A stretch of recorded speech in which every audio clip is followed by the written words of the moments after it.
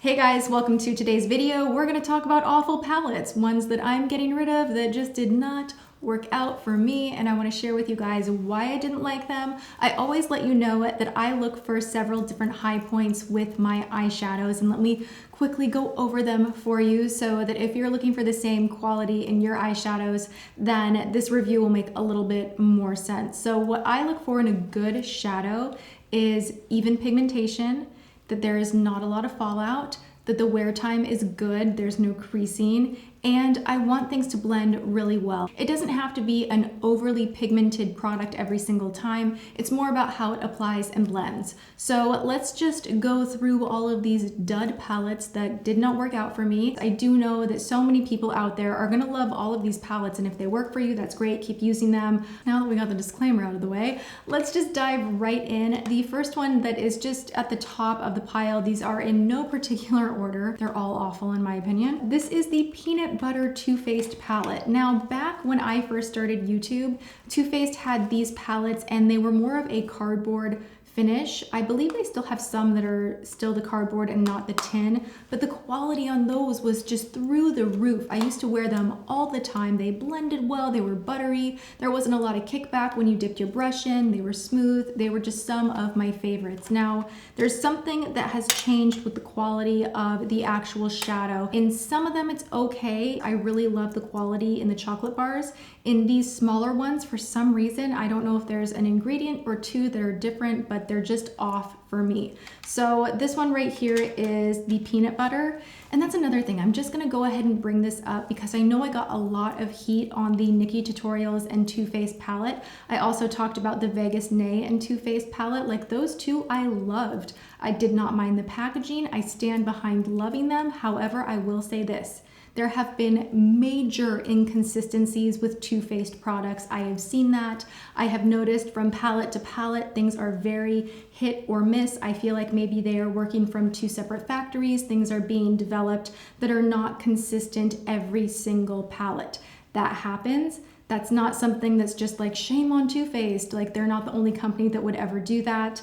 I kind of feel a little bit uncomfortable even saying that in this video, but I do feel like there maybe were huge inconsistencies because my palette, I still go back to that one, the Nikkie Tutorials palette, and I dip my fingers in it and I'm like, I don't know why people were so mad because it's really nice, and every time I wore it, I really genuinely liked it. Now this one, I genuinely don't like at all, at all. Not that the colors don't pick up. Like when I am dipping into here, they look nice. It's just the way they blend. The color kind of fluffs everywhere. This purple shade is very, very choppy and inconsistent.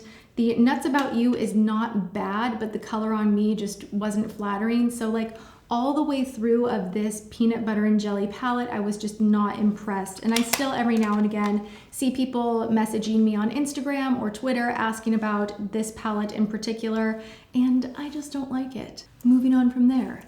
This is from the Balm. This is the Appetite Shadow Palette.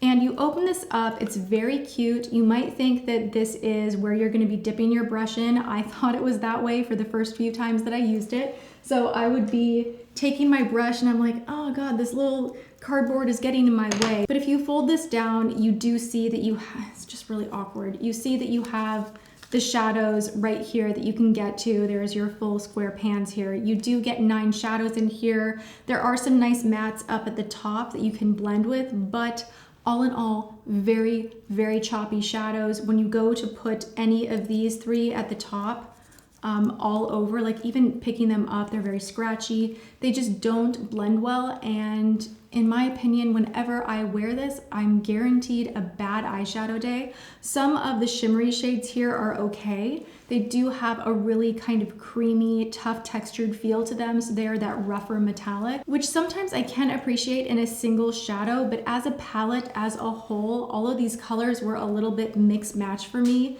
The fact that the mattes don't blend well is a huge issue, and I just don't like it. This next one was gonna be a WTF, and I just don't even know where to start with this. I feel super guilty even like talking bad about this brand. I like By Terry products, but this was so bad. This was almost like the Clé de Peau shadows that I did review during WTF. You know how those were just like awful and chunky and weird. And I could not even wrap my brain around how those shadows landed at the Clé de Peau counter. Like, I still think about that and I'm like, ugh, like those were so bad. I'll link that video below. But this is the same type of a texture. You go in here and it is just, I mean, like, look, do you see what just fell in my hand? The shadow. It's chunky, chunky, chunky. You go to put it on the lid and it just is like you are doing your eyeshadow with sidewalk chalk. That is the best description I can give. And this is an expensive palette. I think it is a total waste of money. Of anything right here, I think I am most passionate about this one being a hard pass. I don't like it. By Terry face products are incredible. Lip products are amazing. Some of her primers, which I've tried here on my channel, are like through the roof. Just so nice. This was so bad. Then we have this from Laura Geller right here, which is not totally awful. Like, the products in here are not bad. My gripe with this palette is the size of it. Look at this sucker and look at what you get in here. Like, why? Why does there need to be this big, huge thing for this small of product? I don't get it. And then getting your brush and finger in here, because these are baked shadows and a baked blush, it's just a little bit awkward because they're raised and it's like a half marble kind of a thing. I don't know if you can see on the side, but it's really tough to get your brush in there. They are really pretty, but they're very basic kind of shadows that you could get in any palette. You could probably buy these at the drugstore. There's just nothing that really wowed me about the colors in here. The blush even was just kind of so-so and really shiny. This is the Gilded Honey collection. The one thing that I did like that you see missing right here was the gloss, but I'm not going to recommend someone go out and buy a whole palette collection like this just for the gloss. Just buy the gloss separately. Awkward packaging, and that was my biggest issue with it, aside from the fact that the color selections as well are all very shimmery. You can't really do a complete look with it, and it just, in my brain, did not make a lot of sense to me. So this is a pass. Okay, this is gonna shock you guys because you know that I love the La Palette 1, the La Palette 2, the La Palette Nude. I love all the nudie kind of, you know, more neutral toned shadows from this collection.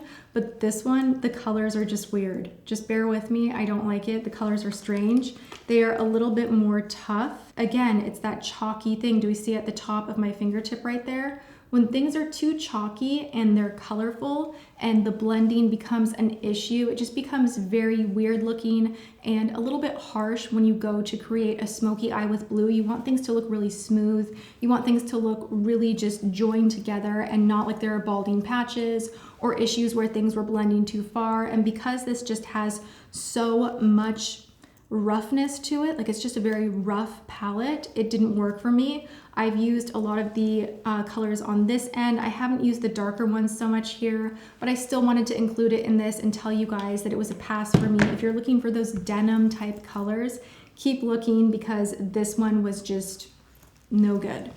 The neutral tone ones are great though. Those have a very buttery, smooth to the touch formula that they do blend out really beautifully. They're not overly stiff and crumbly. This one, for whatever reason, just was. It's the La Palette Noir. And as the grand finale, let's talk a little Maybelline because these palettes have been just such a thorn in my side. If Maybelline could do these colors and have them all be just really smooth and beautiful and wearable, I would be like talking about it all day long, every day on my channel. But the quality in here is just really bad.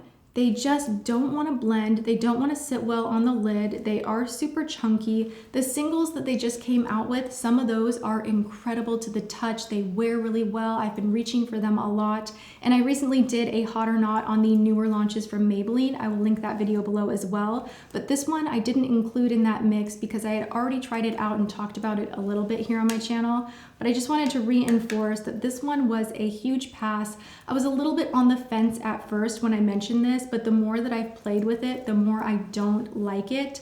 And the more I would encourage you guys to go ahead and buy some of those singles that they recently revamped and relaunched because some of those are incredible. Whew. Whew, Tati is opinionated today. You guys love hearing about this kind of stuff. I really hope that you enjoy it and that you take my thoughts with a grain of salt. I am not the be-all, say-all, end of everything when it comes to makeup. This is just my experience trying out a ton of stuff. So I hope you enjoyed this more negative review nonetheless. I have a lot of positive ones as well, so we kind of keep it a bit mixed match here on my channel. And if you do enjoy the kind of rougher reviews of things to avoid, please give this video a thumbs up. Let me know what brand or, you know, what other type of product you want to see. I know I've done regret videos on foundations and concealers. If you want to see one on bronzers, blushes, highlighters, let me know. Leave it in the comments. I do read them all. And I love you guys so much. Thanks for hanging out with me, and I will see you all in my next video. Mwah.